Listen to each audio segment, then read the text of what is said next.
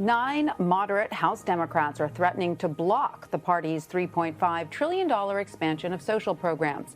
In a letter sent to House Speaker Nancy Pelosi. Hello, today I present to you an extremely attractive application for music lovers.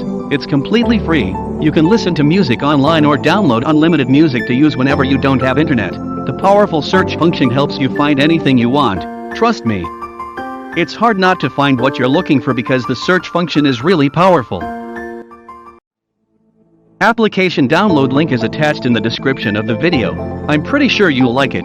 Thanks. Pelosi, the lawmakers are demanding an immediate vote on the slimmed-down bipartisan infrastructure bill. They claim, quote, the livelihoods of hard-working American families are at stake. The Speaker says she will not bring that infrastructure bill to a vote until the Senate completes the budget measure, which would fund child and senior care programs, as well as climate change initiatives. Progressives fear moderates will not back the broader package if they give them the votes for the smaller one.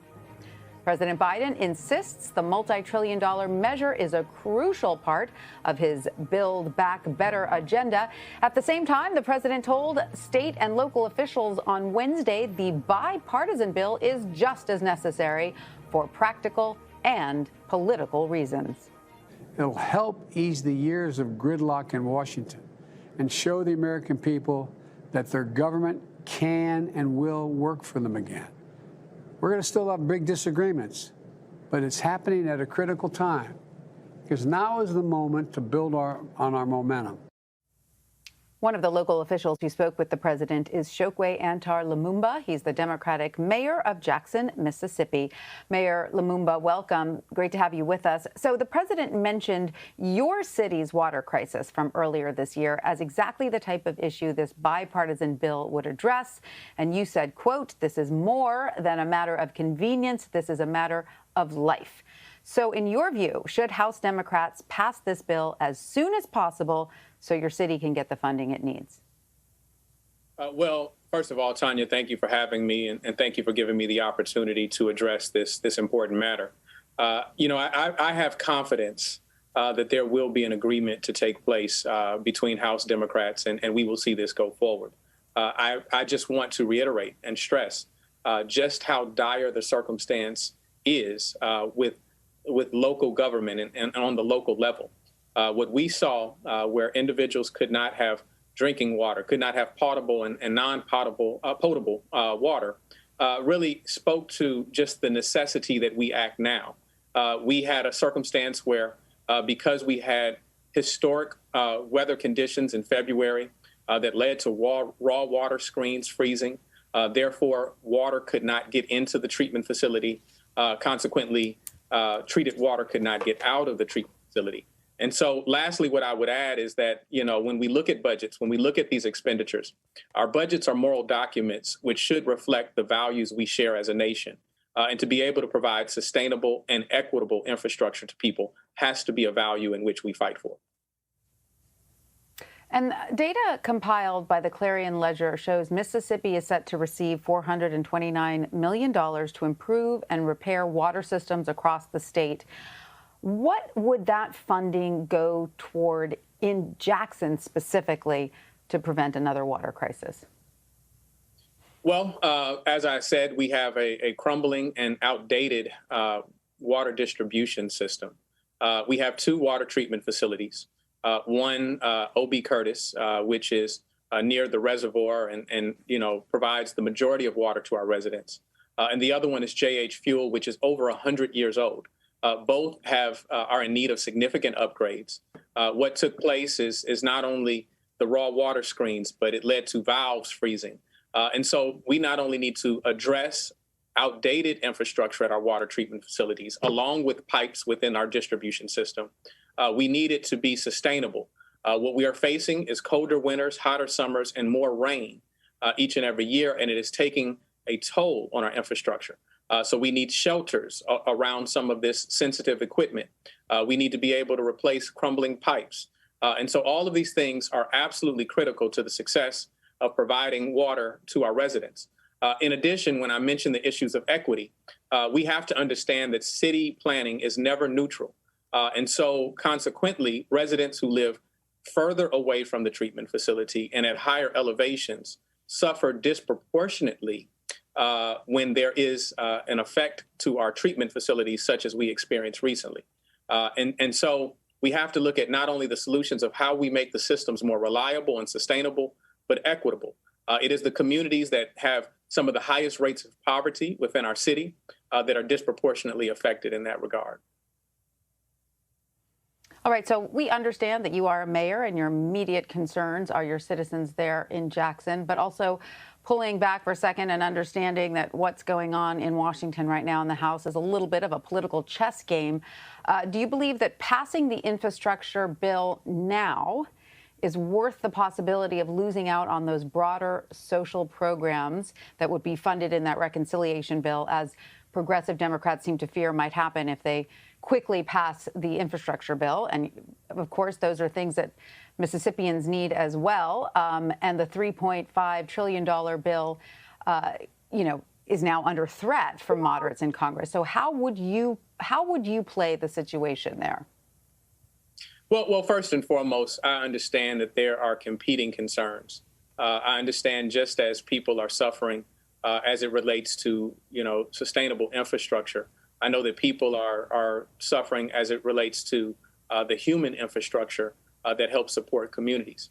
And so I think that we have to be able to come together and reach consensus, which I believe will take place. I believe in the notion of starting to build dignity economies which reflect the inherent dignity of every person. And so that means moving less away from metrics that look at GDP and the performance of the stock market, and more towards how we are meeting sustainable development goals. That's everything from infrastructure to whether children have fresh fruits and vegetables in their communities, whether children have proper supports around education.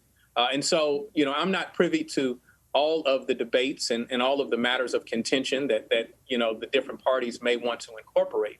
But I understand the notion that there's a lot we are fighting for. And in that, I am confident that consensus will be met, as I stated. And all of these things are truly important and critical to our cities. Jackson can certainly talk about our challenges with our water distribution system. We can talk about other infrastructure challenges, but we've met the other challenges that some people are speaking to at this moment. I have confidence. I'm grateful for the work of the White House. I'm grateful for those that have sincere and principled discussions within this bill. And I believe that we're going to reach a point that we will see this package come.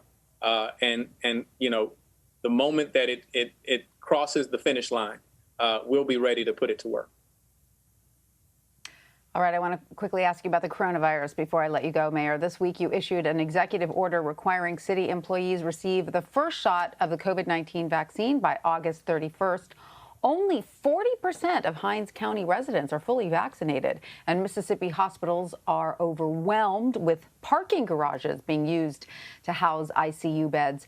What help do you believe should be coming from the federal and state government to fight the rising threat of the Delta variant where you are? Well, I think that there are a number of things at play, and let me provide you with the most recent numbers. I believe that Hinds County has a vaccination rate a little north of 50% with one shot, and around that 40% margin, receiving 2 doses of the vaccine. And so it's still woefully behind the national average and critically low for what we need to move forward to protect our residents. But what we are crying out for is a unified strategy from the state level. We live in interconnected communities. And so where we try to establish protocol such as never having, relinquished our mask mandate in the city of Jackson, that makes it challenging for us when surrounding communities do not have similar mandates. Jackson is not only the capital city and the largest city of the state of Mississippi by a factor of 3, we're the capital of healthcare. And so those decisions have critical impact on the hospitalization rates here in the city, the available ICU beds that we see. And so we have to understand that the Delta variant is having a much more significant impact on our children. What does that mean for our school systems? Why aren't we issuing a unified policy And there, as we talk with respect to the federal government, we just want to be able to attach ourselves to some of the resources that help spread the message, help provide the education that is necessary. When we talk about vaccine hesitancy, we have to understand that there are competing factors. There's historical distrust in some communities of the healthcare system. I think we have to acknowledge that in some regard that is justifiably so. There are individuals who lack sufficient healthcare providers on a regular or routine basis. And so what we are asking them to do is push against every norm that they have established. If you have not gone to a physician in 10, 20 years, or in some cases in your lifetime, then we're asking you to trust the science, trust the information, and move forward. And so I think it's critical that we give people and we arm people with information such as that while this vaccine is new, the science that led to this vaccine is decades old. It's the same science that vaccinates your children each and every year as they prepare for school. It's the same science that likely led to your personal vaccination at some point in your life. And so we have to grow this message and we have to meet people where they are. I think that it's a wonderful idea to talk about shots and shops where there are vaccine shots being provided in barbershops and beauty salons. And we have to expand. I think we have to utilize credible messengers. The church is very important in my community. And so if we can get pastors and faith leaders to support the measure and be a part of the implementation, then I think we move closer to our objective of getting more people vaccinated. Mayor Chokwe Antar Lumumba of Jackson, Mississippi, thank you so much for joining us. We appreciate your time. Thank you.